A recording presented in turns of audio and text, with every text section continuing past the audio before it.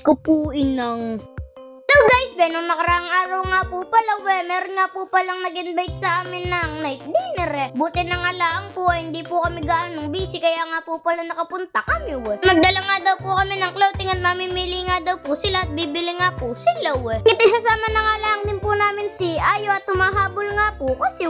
eringat si Ayos daw po siya kaya po gumaganyan na Diyos ko po inang batang Eringat paalis na po kami ng bahay Nung nandini na nga po kami sa bahay nang nag-invite sa amin nagkagulatan pa kamag-anak po pala rin nila Nanay Epang Nagulat nga din po kami at nandini nga po si Amang Arthur Hindi nga po siya nagpapakita sa camera at nahihiya po Diyos ko po Amang Bibiruin ko nga po sana si Amang Arthur sasabihin ko po sana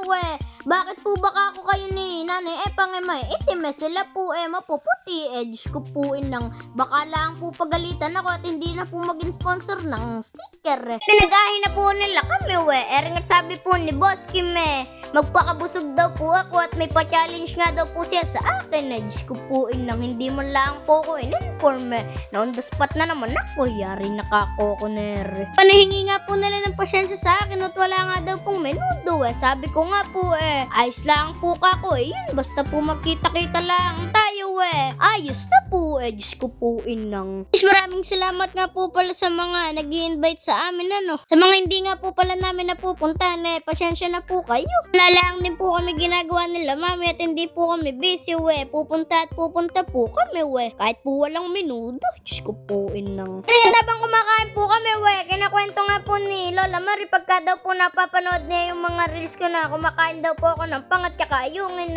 takam na takam daw po siya napapasabi daw po siya ng Diyos ko po inang Hindi nga po namin namimiss na nga din po namin yung pangat simula po kasi nang naalis kami sa Kubo madalang na din po kami makakain ng pangat Ngayon pagkayari ko po kumain at nung nakapagpahinga na po ako tinawag na po ako ni Boss Kim challenge niya nga daw po ako bawat nga daw po isang tamang sagot si kwenta sabi ko po sige po susubukan ko po baka po makachamba pa Pero nga po palang si Boss Kim siman po pala nagko-content nga din po pala siya Eringat maya lang po sinimulan na po yung pa-challenge sa akin pero din nyo na lang po panoorin sa page na yung challenge niya sa akin